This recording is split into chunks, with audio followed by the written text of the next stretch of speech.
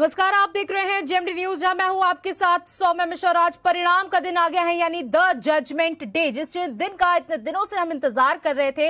आज वो 10 मार्च आ गया है और आज ही साफ हो जाएंगी सारी तस्वीरें कि किसका होगा राज तिलक। लगातार सुबह 8 बजे से गिनती शुरू हो चुकी है और धीरे धीरे रुझान आने भी शुरू हो गए हैं और अभी बीजेपी की 50 कंप्लीट हो गई है, यानी 50 का आंकड़ा जो है वो बीजेपी ने पार कर लिया है। वहीं सपा भी लगातार बीजेपी के पीछे ही दिखाई दे रही है, यानी कि ये जो मामला है अभी 50-40 का लगातार बना हुआ है। अभी कह नहीं सकते कि किसकी, लेकिन ये तस्वीरें दोपहर 12 बजे तक साफ होने का अनुमान लगाया जा रहा है कि 12 बजे तक ये तस्वीरें साफ हो जाएंगी। अगर कानपुर की बात की जाए तो कानपुर की 2 सीटों पर लगातार बीजेपी को सुबह से ही, जब से गिनती शुरू हुई है, बढ़त मिलती नजर आ रही है। कानपुर की गोविंद नगर सीट से सुरेंद्र मैथानी जो बीजेपी के प्रत्याशी हैं, उन्हें बढ़त मिल रही है। वहीं दूसरी सीट है महाराजपुर की सतीश महाना की सीट, जो बहुत ही हाई प्रोफाइल सीट है और लगातार सतीश महाना की लोकप्रियता को देखते हुए ये अनुमान शुरू से ही लगाया जा रहा था कि इस सीट पर बीजेपी आराम से जो है वो जीत हासिल कर सकती है और सुबह से इन्हीं सीटों पर बढ़त देखी जा रही है। संघर्ष की स्थिति अगर सपा की बात की जाए तो सीसामऊ से इरफान सोलंकी जो है वो आगे दिखाई पड़ रहे हैं सपा से। तो ये तस्वीरें जो हम आपको दिखा रहे हैं ये कानपुर के गल्ला मंडी की है, जहां पर गिनती चालू है। अधिकारी कार्यकर्ता पार्टियों के भारी पुलिस बल सुरक्षा के लिहाज से यहां पर तैनात किया गया है। और अगर हॉट सीट और चर्चित सीटों की बात की जाए तो गोरखपुर की सदर सीट से मुख्यमंत्री योगी आदित्यनाथ आगे चल रहे हैं। वहीं लखनऊ कैंट से बीजेपी और मंत्री ब्रिजेश पाठक आगे चल रहे हैं।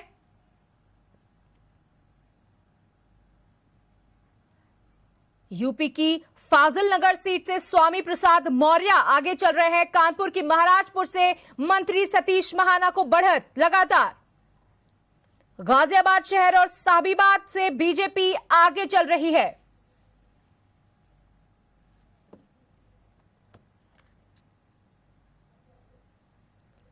शुरुआती रुझानों में लगातार बीजेपी को बढ़त मिलती दिखाई दे रही है, लेकिन सपा भी लगातार पीछा करती दिखाई पड़ रही है, यानी कांटे का संघर्ष इस समय दोनों ही पार्टियों के बीच में दिखाई पड़ रहा है। वहीं बीएसपी की स्थितियां 2017 की तरह है।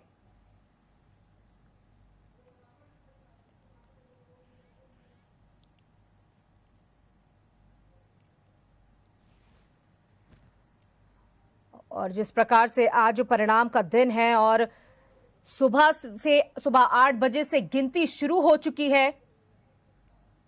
और आज 5 राज्यों में मतगणना लगातार सुबह से जारी है। पंजाब, उत्तराखंड, मणिपुर, गोवा और उत्तर प्रदेश।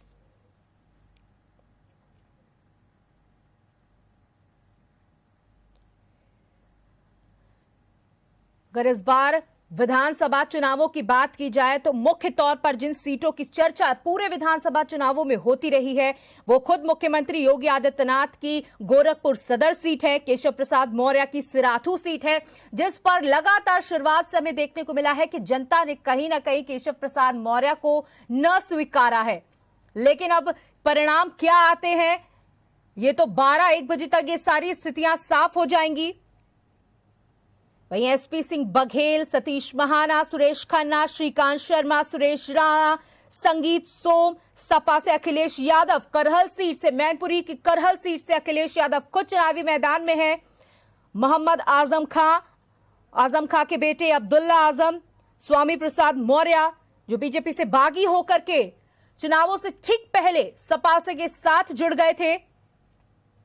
दारा सिंह चौहान, धर्म सिंह सैनी, ओम प्रकाश राजभर, पल्लवी पटेल, कृष्णा पटेल। इसके अलावा बात की जाए तो माफिया धनंजय सिंह जो अभी आगे चल रहे हैं।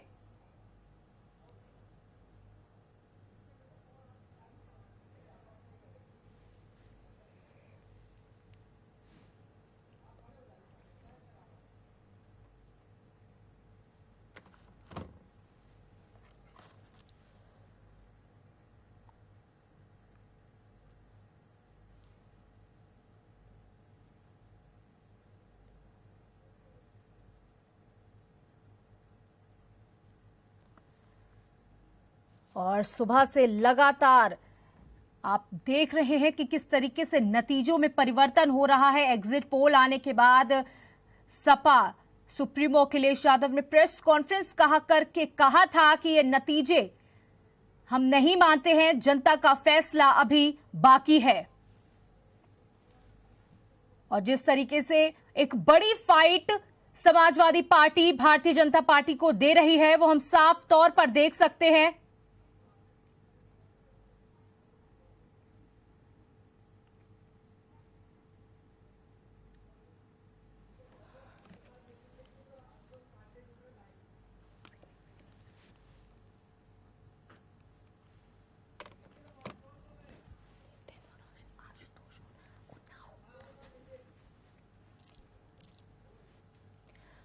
और लगातार जिस पर हम चर्चा कर रहे हैं, हमारे साथ उन्नाव से हमारे संवाददाता आशुतोष जुड़ चुके हैं और हमारे संवाददाता कानपुर से नितिन दीक्षित हमारे साथ जुड़ चुके हैं। सबसे पहले मैं आशुतोष से सवाल लेना चाहूंगी। आशुतोष, गिनती शुरू हो चुकी है, आपसे जानना चाहूंगी किसकी तरफ अभी तक के रुझान जाते दिखाई पड़ रहे हैं? हमारा संपर्क टूट गया है आशुतोष से। हमारे साथ नितिन भी जुड़े हुए हैं। जी नितिन, लगातार अभी जिस तरीके से खबरें आ रही हैं हमारे पास गल्ला मंडी से, जहां पर ये गिनती चालू है, सुरेंद्र मैथानी जो गोविंद नगर सीट से चुनाव लड़ रहे हैं वो आगे हैं और महाराजपुर से सतीश महाना आगे हैं। वहीं सीसामऊ सीट की बात की जाए, विधानसभा की बात की जाए तो वहां से इरफान सोलंकी आगे हैं। क्या बताएंगे? बिल्कुल, अगर बात की जाए तो देखिए तो अभी कानपुर के 10 विधानसभाओं में गिनती चालू हो गई है। अगर रुझानों की बात करें तो महाराजपुर में बीजेपी और गोविंद नगर से जो विधायक हैं सुरेंद्र मैथानी वो अभी आगे चल रहे हैं। वहीं अगर सीतामऊ की बात की जाए तो समाजवादी पार्टी के 3 बार विधायक रहे इरफान सोलंकी भी इस बार जो है अभी आगे चल रहे हैं। लेकिन अगर पूरे उत्तर प्रदेश के शुरुआती रुझानों की बात की जाए तो पूरे उत्तर प्रदेश में बीजेपी ने अपनी बढ़त बनाई हुई है। अगर पश्चिमी उत्तर प्रदेश की बात की जाए तो पश्चिमी उत्तर प्रदेश में बीजेपी जो है कई जगहों से अभी आगे चल रही है। वहीं कानपुर में जो है अभी कुछ जो 7 विधानसभाएं हैं उनकी अभी रुझान अभी आने बाकी है। अभी उनके रुझान अभी कानपुर में नहीं आए। जी नितिन, आपसे जानना चाहूंगी जिस तरीके से आईबी की एक रिपोर्ट पे सामने भी आया है कि कई ऐसी सीटें हैं जहां हार जीत के बाद बवाल होने की भी आशंका है, तो प्रशासन की तरफ से किस तरीके के इंतजाम किए गए हैं? जी बिल्कुल, अगर प्रशासन की बात की जाए तो कई लेयरों में सुरक्षा व्यवस्था, अगर बात करी जाए कि जहां पर काउंटिंग इस समय चल रही है कानपुर के गल्ला मंडी में, वहां पे 3 लेयर की सुरक्षा व्यवस्था बनाई गई है। आरएएफ के साथ अतिरिक्त पुलिस बल को तैनात किया गया है। ज्वाइंट कमिश्नर और जिला अधिकारी भी मौके पर है। वो बार बार जो है मौके का मुआयना भी कर रहे हैं जहां काउंटिंग हो रही है, क्योंकि जहां जी नितिन, हमारे साथ लखनऊ से हमारे संवाददाता राशिद भी लगातार जुड़े हुए हैं। राशिद, आपसे जानना चाहूंगी, आप बेहद ही संवेदनशील जगह पर बैठे हुए हैं, यानी कि लखनऊ में जहां से राजनीति गर्माती है, वहां की सुबह से गिनती चालू होने के बाद क्या कुछ स्थितियां हैं? देखिए, आपको बता दें कि अभी सुबह से जो है 8 बजे से गिनती शुरू हो गई, लेकिन अभी स्थिति साफ नहीं हुई है। और जो तस्वीर है वो आपको बता दें कि दोपहर बाद होगी। और अभी तो गिनती जो बैलेट पेपर है तो गिनती उसकी हो रही है। अगर बात की जाए सुरक्षा व्यवस्था की तो कड़े इंतजाम किए गए। जैसे आपने कहा कि संवेदनशील एरिया है या संवेदनशील राजधानी है, लेकिन आपको बता दें कि इसको देखते हुए लखनऊ कमिश्नर डीके ठाकुर ने यहाँ पे कड़े इंतजाम किए हैं और भारी पुलिस बल मौजूद है। आपको बता दें कि मतदान केंद्र पे जो प्रत्याशी हैं उनके साथ में जो पोलिंग एजेंट है सिर्फ उनको अंदर आने दिया जा रहा है। कहीं देखिए सुरक्षा व्यवस्था के कड़े इंतजाम किए गए। लेकिन अगर सुबह 8 बजे की बात की जाए तो 8 बजे से गिनती शुरू हुई है और अभी कुछ साफ नहीं हो पाया और ये स्थिति साफ होते होते दोपहर हो जाएगी। जी देखिए, बिल्कुल आपने सही बताया राशिद, जैसे कि लखनऊ की कैंट नॉर्थ और ईस्ट सीट है, काफी चर्चा में लगातार लखनऊ की सीटें रही हैं, तो वहां अभी तक क्या कुछ स्थितियां थोड़ी बहुत भी गिनती में किसको बढ़त मिलती दिखाई पड़ रही है? देखिए, अगर बात की जाए सरोजनी नगर की तो लखनऊ की हाथ से सरोजनी नगर है और जिसपे सबकी नजरें टिकी हुई है। लेकिन अभी ये बात नहीं हो पा रहा है कि कौन अभी आगे है, उसके कुछ गिनती अभी लगातार चल रही है। थोड़ी देर में मुझे स्थिति साफ हो जाएगी कि कौन आगे चल रहा है, क्योंकि अभी मध्य जो है और मध्य की सीट से अभी गिनती हो रही है। जी, हमारे साथ हमारे संवाददाता उन्नाव से आशुतोष भी जुड़े हुए हैं। आशुतोष से जान लेते हैं। आशुतोष, उन्नाव में क्या कुछ स्थितियां साफ हुई हैं? कौन बढ़त बनाए हुए है उन्नाव सदर सीट से?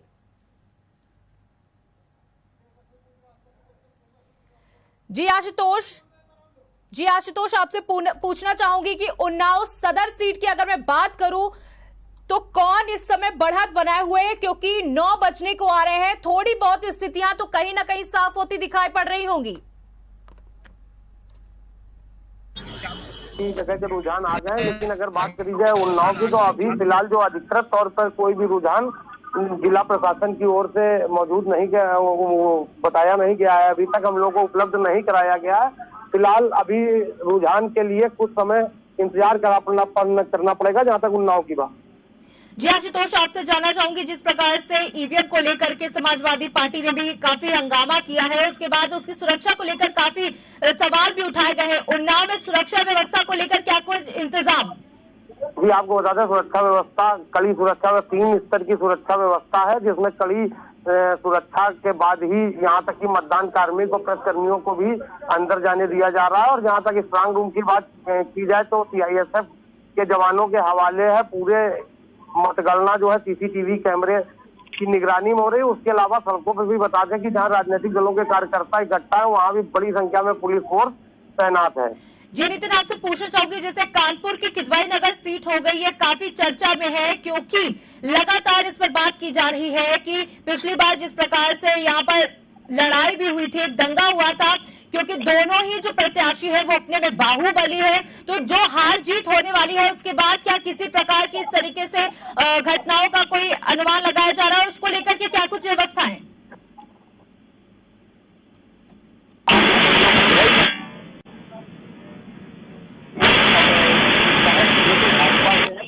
अगर बात की जाए तो पिछली बार जो है महेश त्रिवेदी कानपुर देहात से कानपुर नगर में भाजपा के प्रत्याशी थे। उसके बाद यहाँ पर कई बार बवाल हुआ, विजय जुलूस निकालने में बवाल हुआ, और जो काउंटिंग के दौरान जो आगे पीछे की बढ़त चल रही थी उसमें भी कई बार झड़पें हुई। लेकिन अगर बात की जाए इस बार तो प्रशासन इस बार अलर्ट है। प्रशासन ने साफ साफ बता दिया है कि किसी भी तरह का विजय जुलूस या किसी भी तरह की उड़गंगई बर्दाश्त नहीं की जाएगी, वो चाहे किसी भी पार्टी का प्रत्याशी हो। क्योंकि पिछली बार की अगर बात की तो कानपुर में पुलिस कमिश्नरेट लागू नहीं थी, लेकिन इस बार पुलिस कमिश्नरेट लागू है, और तो पुलिस कमिश्नरेट ने साफ साफ इस चीज को बिल्कुल साफ तौर पे मना कर दिया है कि किसी भी तरह का कोई भी जुलूस नहीं निकाला जाएगा। जी राशिद भी हमारे साथ जुड़े हुए हैं। जी राशिद, आपसे जानना चाहूंगी, जैसा कि अभी मंत्री ब्रजेश पाठक का बयान आया था कि वो भारी बहुमत के साथ विजयी हो रहे हैं, लेकिन जो शुरुआत के रुझान हमारे पास पहले रुझान आए हैं उसमें कहीं ना कहीं बीजेपी और सपा में टक्कर देखी जा रही है। ऐसा नहीं है कि बहुत ही बड़े गैप से बीजेपी आगे हो या बड़े गैप से सपा पीछे हो, तो जिस प्रकार से अनुमान लगाया जा रहा है बीजेपी की तरफ से कि वो भारी बहुमत के साथ विजय प्राप्त करेगी, यानी 300+ सीटें लाएगी, क्या कहना है इस पर? देखिए, आपको बता दें, राजधानी लखनऊ की 9 सीटों पे मतदान आज होना है, और बता दें बड़ा दिलचस्प इस बार देखने को मिल रहा है, क्योंकि ब्रजेश पाठक की अगर बात की जाए तो वो मध्य सीट छोड़ के सहन से लड़ रहे हैं। अगर बात की जाए पूर्वी की तो वहाँ से आशुतोष टंडन चुनाव लड़ रहे हैं। 2 मंत्रियों की देखिए सात दांव पे लगी है, और आपको ये भी बता दें कि इस बार राजधानी लखनऊ में 9 सीटों पे जो है टक्कर समाजवादी पार्टी और भारतीय जनता पार्टी करेगी। लेकिन कुछ सीट अगर बात की जाए तो वो ऐसी है कि जिसमें दिलचस्प मुकाबला देखने को मिलेगा, चाहे वो मध्य की सीट हो या पश्चिम की सीट हो या कैंट की सीट हो या सरोजनी नगर सीट हो।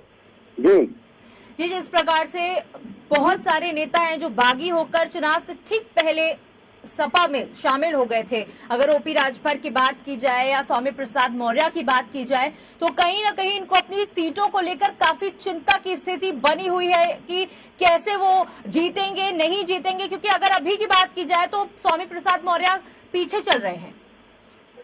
देखिए, आपको बता दें कि जिस तरह से पूर्वांचल में छोटे दल है वो कहीं ना कहीं 2017 की अगर बात की जाए तो वो गेम चेंजर साबित हुए थे, लेकिन जिस तरह से भारतीय जनता पार्टी से वो भाट कर और भारतीय जनता पार्टी को छोड़कर समाजवादी पार्टी का उन्होंने दामन थामा था, तो उनकी भी कहीं ना कहीं दांव पे लगी हुई है। चाहे राजभर की बात कर ली जाए, चाहे धर्म सिंह सैनी की बात कर ली जाए, चाहे दारा सिंह चौहान की बात कर ली जाए, तो कहीं ना कहीं इनको भी ये साबित करना होगा कि जिस तरह ओम प्रकाश राजभर बयान दे रहे थे कि भारतीय जनता पार्टी इस बार उत्तर प्रदेश से साफ है, तो ये भी एक सामने आ जाएगा कि उत्तर प्रदेश में छोटे दल कितने गेम चेंजर साबित होते हैं, ये भी उनके लिए भी एक बड़ी बात है। और कहीं ना कहीं जिस तरह से अखिलेश यादव ने जिन छोटे दलों को साथ में लिया था, जाति समीकरण जो बनाया था उत्तर प्रदेश, ये कितना सही साबित होता है या कितना इनको इसमें सफलता मिलती है, ये भी दोपहर में स्थिति साफ होने लगेगी। जी, उन्नाव से हमारे साथ आशुतोष भी जुड़े हुए हैं। आशुतोष, जिस प्रकार से 2017 में बीजेपी ने एक अच्छा प्रदर्शन दिया था उन्नाव में, लेकिन इस बार जब कहीं ना कहीं हमने बातचीत करी और देखना चाहा तो जनता जो थी वो रुष्ट दिखाई पड़ रही थी उन्नाव में बीजेपी से। तो इसको देखते हुए किस तरीके की स्थितियां सामने आ सकती हैं, या सिर्फ वो रुष्टता कैमरे पर थी, बताने के लिए थी, लेकिन जब वोट डालने गए तो बीजेपी उनकी पहली पसंद रही? जी, आपको बता दें कि जिस तरह यही हाल पूरे प्रदेश में कमोवेश रहा, उन्नाव भी उसका छूटा नहीं था। लेकिन उन्नाव में जहाँ तक अगर बात करें सदर विधानसभा सीट की या अन्य विधानसभाओं में देखा जाए तो जो विनिंग कैंडिडेट थे, बीजेपी प्रत्याशी थे, उनको लेकर थोड़ा बहुत आक्रोश था। लेकिन यहाँ पर आवारा जानवर एक बड़ी समस्या रही थी किसानों की।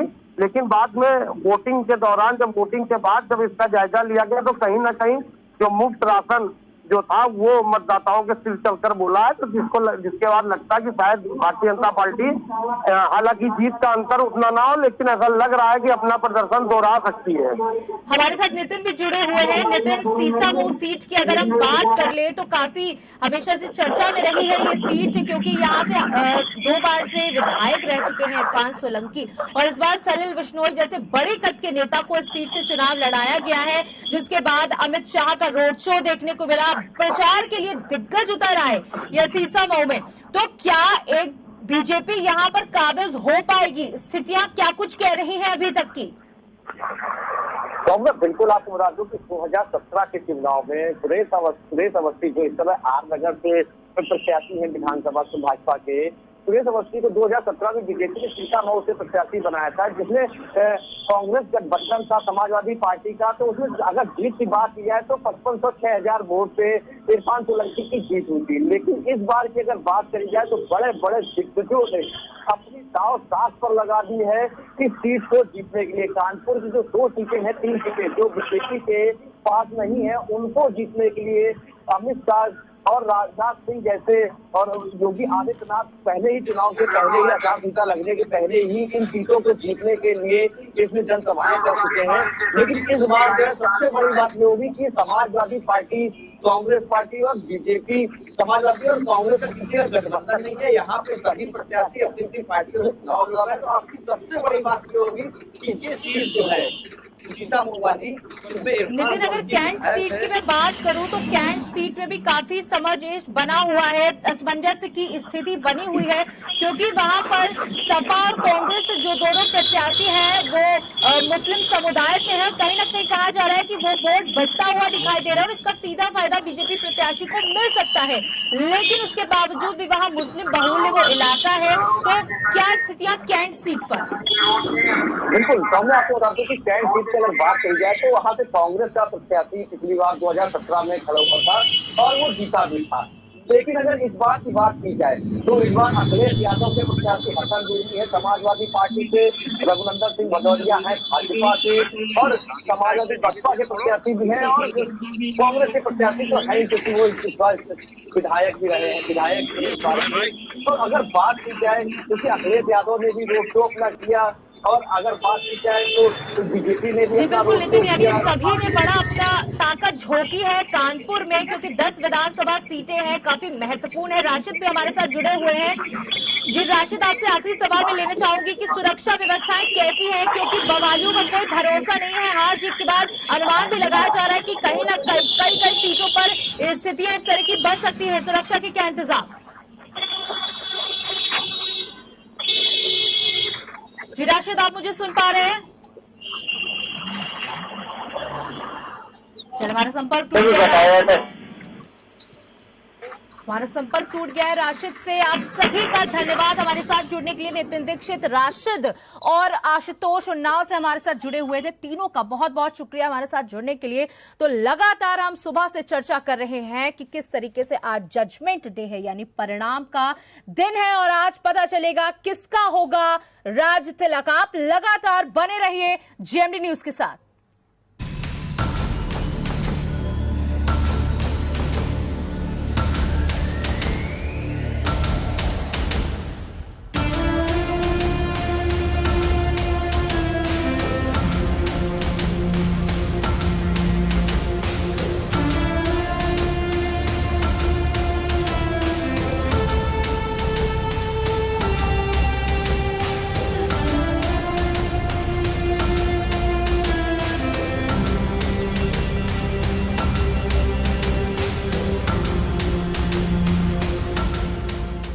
अगर आपको हमारा वीडियो पसंद आया हो तो हमें लाइक करें, सब्सक्राइब करें और ज्यादा से ज्यादा शेयर करें। और हाँ, बेल आइकॉन दबाना ना भूलें ताकि हर खबर का अपडेट आप तक पहुंचे तुरंत। आप हमें इंस्टा, ट्विटर और फेसबुक पर भी फॉलो कर सकते हैं। हमारी आईडी है @JMT News।